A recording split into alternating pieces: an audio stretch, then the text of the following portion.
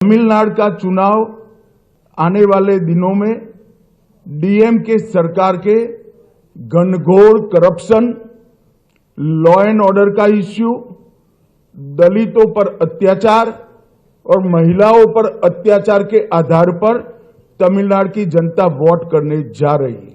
வரப்போகிற தேர்தல் எப்படி இருக்கும் என்றால் திமுகவின் மிகப்பெரிய மோசடி ஊழல்கள் பற்றியும் அதேபோல சட்டம் ஒழுங்கில் இருக்கிற ஆபத்தை பற்றியும் தலித் மக்கள் மீது தொடுக்கப்படுகிற தாக்குதல்கள் குறித்தும் பெண்கள் குறித்து இருக்கிற ஆபத்து, பெண்கள் மீது தொடுக்கப்படுகிற தாக்குதல் குறித்தும் இது போன்ற திமுகவின் செயலிழந்த தன்மைதான் திமுகவுக்கு இந்த முறை தேர்தலில் மிகப்பெரிய பேசு பொருளாக இருக்கு। डीएमके सरकार ने 39,000 करोड़ के शराब घोटाला, sand mining scam, energy scam, ELCOT scam, transport का scam, money laundering scam, nutrition kit scam, free dhoti scam, cash for job, red sand smuggling और मनरेगा स्कैम, इसके अलावा भी बहुत सारे स्कैम का जवाब पहले तमिलनाडु की जनता को देना चाहिए। तमिलनाडु की जनता स्टालिन और उदयनिधि से एक करप्शन का जवाब मांगती है। இந்த தேர்தலில் திமுக மக்களுக்கு பதில் சொல்ல கடமைப்பட்டிருக்கிறது।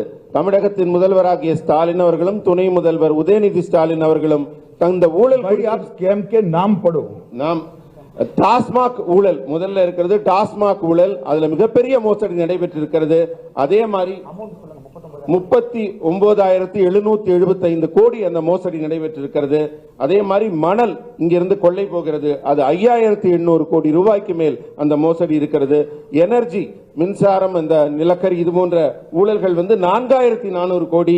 எல்காட் நிறுவனத்தில் நடைபெற்றிருக்கிற அரசு நிறுவனத்தின் பங்குகள் விற்பனை மூலம் மோசடி 3,000 கோடிக்கு மேல் இருக்கிறது। போக்குவரத்து துறையில் நடைபெற்றிருக்கும் ஊழல் 2,000 கோடிக்கு மேல் இருக்கிறது।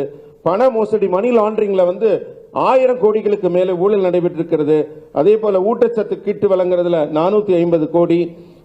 அதே மாதிரி இலவச வேட்டி சேலை, அரசு வேலைக்காக பணம் பெறுவது, செம்மண் கடத்தல் என்று திமுகவின் மோசடியில மன்ரேகா ஸ்கீம் சொல்ற அந்த கிராமப்புற வேலைவாய்ப்பு திட்டத்தில் கூட மிகப்பெரிய ஊழல், ஒரு தனிநபருக்கு கிட்டத்தட்ட 45,000 ரூபாய்க்கு மேலே மோசடி நடைபெற்றிருக்கிறது।